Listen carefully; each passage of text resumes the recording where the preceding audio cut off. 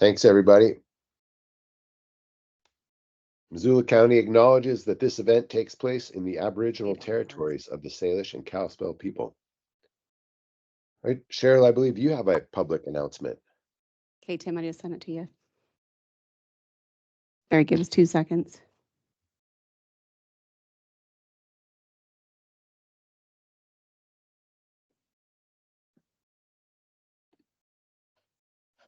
Hello, everyone. If you are joining us for this meeting virtually today, instructions for turning on closed captioning are on your screen. If you're joining us in person, we'll have closed captioning on all the screens here in the Sophie Louise room. There will be an opportunity to speak during the meeting for public comment virtually and in person. We ask that all speakers today speak slowly and clearly. This helps with the accuracy of the closed captioning. If you're on Microsoft Teams, if you would like to speak when discussion has been open for public comment, we ask that you use the raise hand feature. This is a small hand button. If you call in on the phone, you need to hit *5 to raise your hand. Once called upon, you will need to hit *6 to unmute. We also have assisted listening devices. If you need one, please find me during the meeting and I can get one for you. Thank you. Thanks, Cheryl.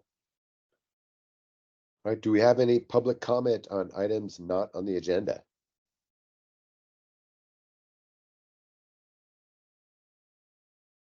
Okay, our current claims list. Claims received as of January 22, 2024 to January 30th, 2024 by the Commissioner's Office total $5,172,905.28. Okay, today we have 2 public hearings. The first one will be presented by Tim Worley.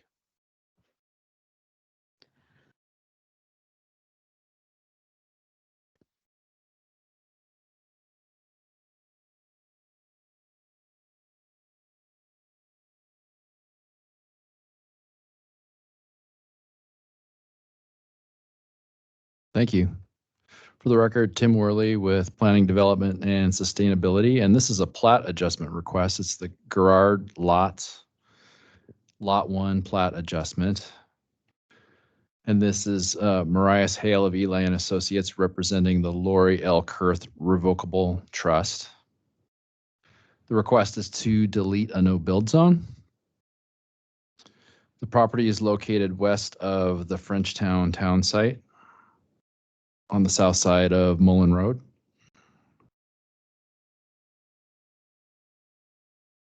This is a photo looking to the southwest showing the lot in question, which is lot 1 of Gerard lots. There is a no build zone that impacts this property that actually impacts the western portion of the existing home, which was built in 2006. If we go back to the time before that home was built, this was a gravel excavation. Thus, the requirement for the no build zone, which carved out a small area for construction of homes. There's a second no build and no improvement zone further south, which contains floodplain and riparian vegetation. This is an existing conditions graphic showing the no build zone in question on the northern end of the property and the single family residence. And you can see that a portion of the home is actually within the no build zone. And the request is to make this hatched restriction area go away. This is a visual looking really to the northeast. There's only very small areas that remain over 25% slope, and there are really kind of micro topographic features like this trenched area here. Nothing that's really a public safety issue.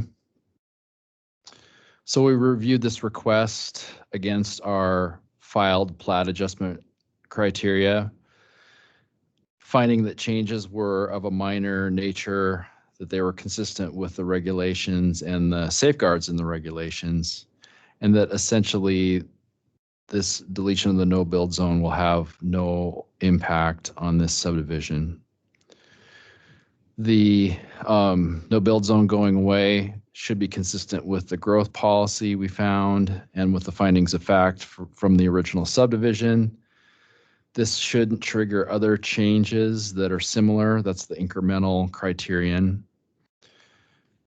Changes have occurred to the subdivided area. It's nearly a 20-year-old situation with lots of change in the area.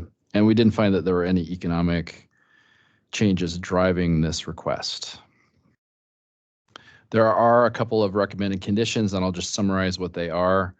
There will be a need for new exhibits to be produced that will be recorded to update the no-build zone categories. So a licensed surveyor is required to do that, and that needs to happen within 60 calendar days of the approval, should this be approved. And commissioners, there's your motion.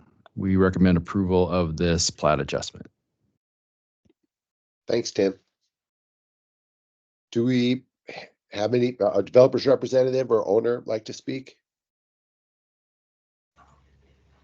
Hi, I'm Mariah Sale of Eli and Associates. I'm here with Lori Kurth. I don't really think we have anything to add, but we can answer any questions if there are any. Great, thank you very much. Juan, do you have any questions? No, not really. Well, other than, I mean, for all the homes that were in this area, is this an issue, or how do we? Yeah, I guess do other neighbors in this area, in this former gravel pit, have these issues that have to be cleaned up as well, or is this just this one? To my knowledge, this is a unique situation. I can't remember honestly if I took this through review originally. It was 2006. I was involved with it to some extent. I think I took that grainy photo looking to the northeast.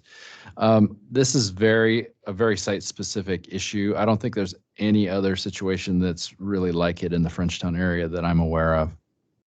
Right. No, I knew it probably wasn't in the Frenchtown area, but I just didn't know if in that where these other buildings are or other residences are in the former gravel pit. But yeah, that's a good question. I don't know on lot 2. I've not heard anything from the lot 2 owners as to whether there's an issue over there. I've just not heard anything. This particular situation is kind of ongoing. I know at one point there was a request to change. I think there was a condition of approval that required this driveway to be a single access point out onto Mullen Road, which is shown in this photo here. And there was a request at some point several years ago to delete that restriction so that folks could have individual driveway accesses onto Mullen, and that was denied by the county commissioners at that time. But otherwise, I haven't heard anything about lot 2 having any issues. okay, thanks. Thanks, Tim. Okay. I do we have moved. any- Oh, Oh, sorry. I was Go just- ahead.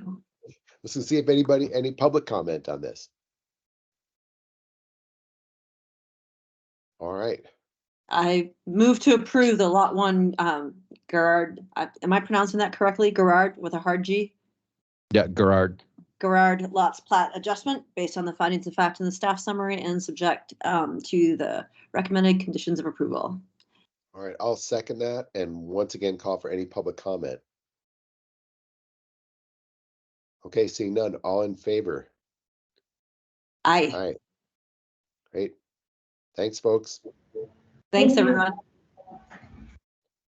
Okay, our next hearing is on the Nelson minor subdivision, and Zach Jones will present.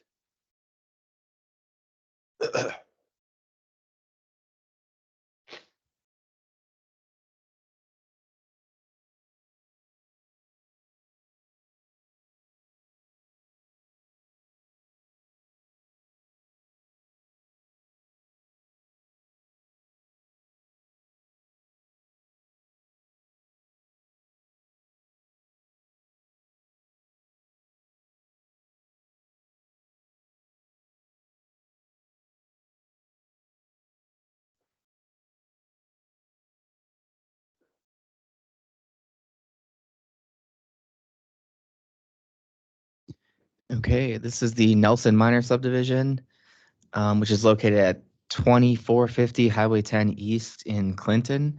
The applicant is Paul Nelson, represented by IMEG, And for the record, I am Zach Jones, planner with Planning, Development, and Sustainability.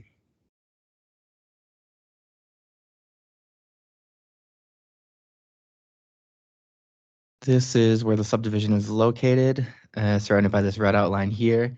Like I said, in Clinton, the I-90 interchange for Clinton is right here. And it is surrounded by some residential development to the, I guess, northwest, and then a big agricultural property to the southeast, and then open space and the mountains to the northeast. And the Clark Fork River is a little more than half a mile away to the southwest.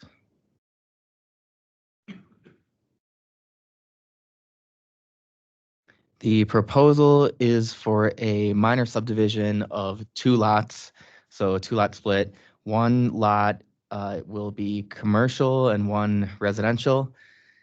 Both of the structures and uses on these lots are actually already in existence on the property, and it's located near the interchange. The existing parcel that is there is approximately 5 acres. They're not requesting any variances, and both lots will have approaches onto an on-site road with the subdivision, which will be accessed from Highway 10. And because it is a minor subdivision not in the urban area, there's no parkland dedication or non-motorized facilities required. And the property is also unzoned, and we will be recommending approval.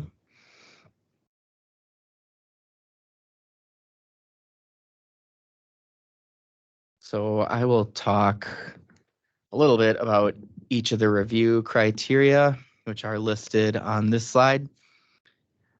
So first, on zoning and growth policy, like I mentioned before, the property is unzoned, so I don't have anything to mention as far as zoning. For growth policy, the applicable land use designation is from the 2002 regional plan, which recommends residential up to a density of 2 dwellings per acre. And it is within the Clinton activity circle, which is this big brown orange colored circle here.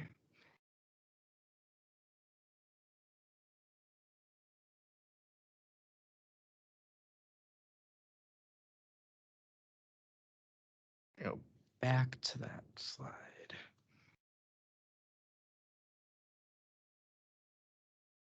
So the proposal is in compliance with the Missoula County Growth Policy and Regional Land Use Guide from 2002.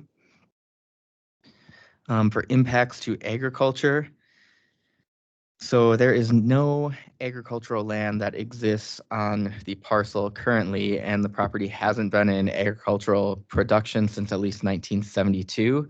Like I mentioned before, the property to the southeast is used for agriculture, and it's irrigated agriculture.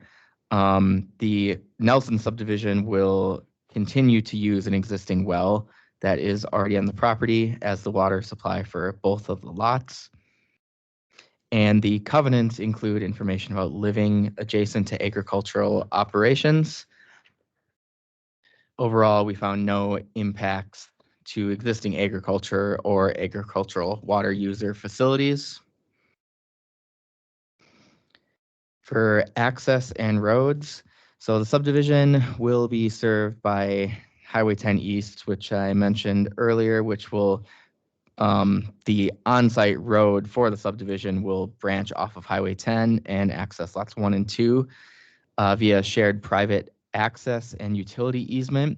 And the proposed road will be gravel with a right-of-way width of 40 feet and the gravel roadway width of 18 feet, which meets the Missoula County subdivision regulations requirements.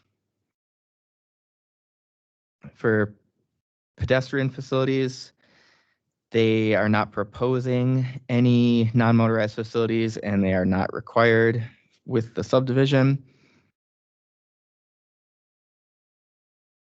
For water and sanitation, like I kind of mentioned earlier with in the agriculture section, there is currently an existing individual well located on proposed lot 2, which I'll get to what the preliminary plat and lot layout looks like in a minute.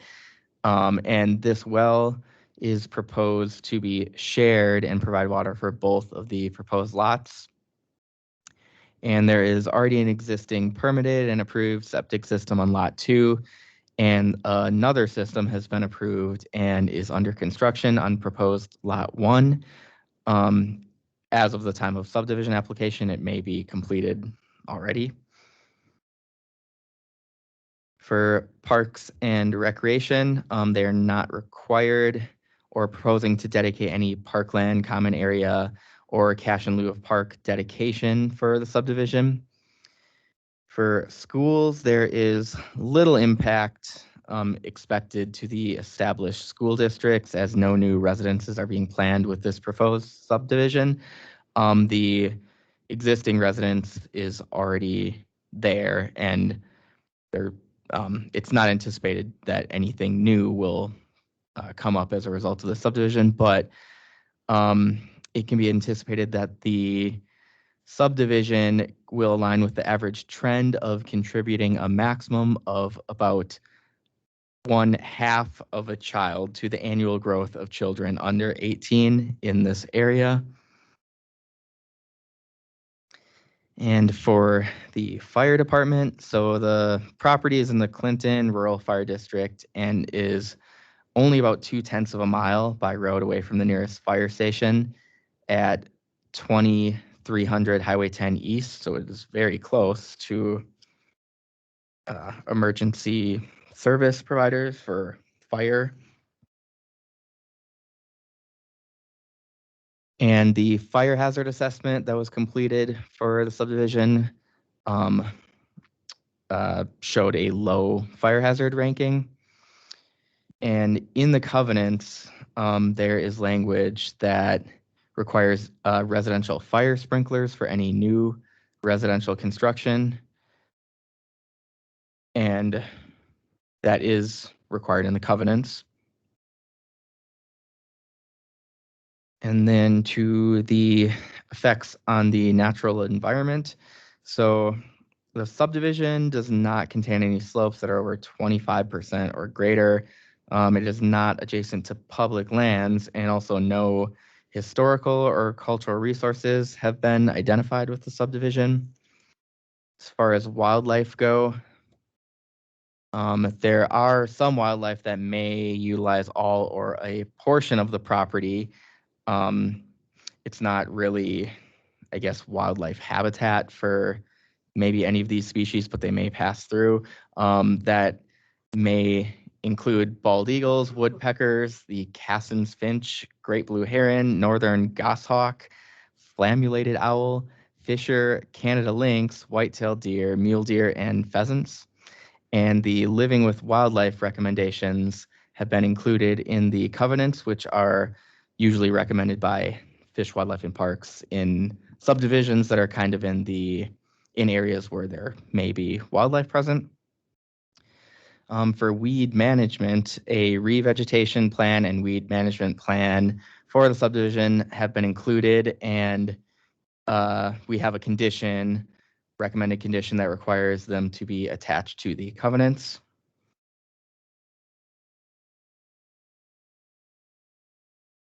And this kind of falls into earlier categories, but as far as utility easements, there is a 40-foot wide private access and utility easement and another 20-foot wide utility easement on lot 2, which I'm going to bring up the preliminary plat, which might be really hard to see without zooming in. But the existing lot is this whole thing here. It is, like I said before,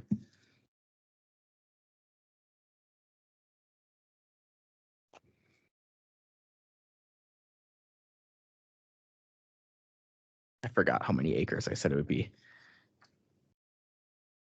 About 5 acres. So lot 1 is the more southern lot, and lot 2 is this lot. The on-site road will be on the northwestern property line. And this is Highway 10 East here.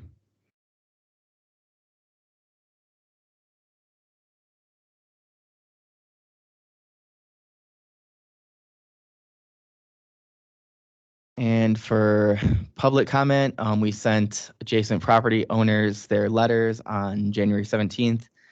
And the project was posted on the County Voice website, and we have not received any public comments.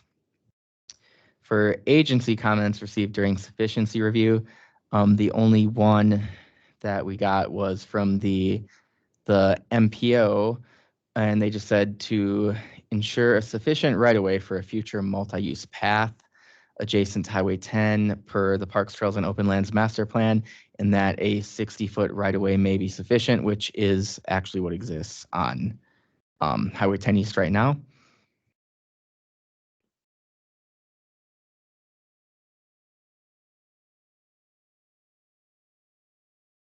So with that, we are recommending approval of the application subject to the conditions of approval in the staff report. And I have a recommended motion on the screen and am available to take questions now. Awesome. Thank you so much, Zach. That was super thorough. Do we have the property owner or developer's representative? Would they like to speak to this? Hi, everybody. Can you hear me okay? This is Yes. Danny Berweiser with IMEG. Tamara Ross, my colleague, and I just came down to say hi, and everyone's virtual today, so that's all right. I just want to thank Zach and staff for facilitating the review. We don't really have anything else to add, but if you have any specific questions that staff need us for, happy to answer them. Thank you very much. Thanks for coming by, Danny. I don't have any questions. Yep, All Zach, right. super thorough, and yes, it's nice when it's a simple, straightforward minor subdivision. So thanks, everyone. All right. Do we have any public comment? Okay, Juan. Okay, I move to approve the Nelson minor subdivision based on the findings of fact and conclusions of law in the staff report and subject to the recommended conditions of approval. All right, I'll second that. And again, one more time, ask for any public comment. Okay, all in favor? Aye, All right, great. Thanks, Zach. Thanks, Danny. Thanks, everybody. thanks.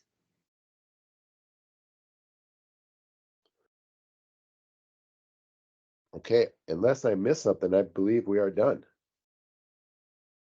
Okay, have a great afternoon, We're good. everyone. All right, see everybody. Thank you.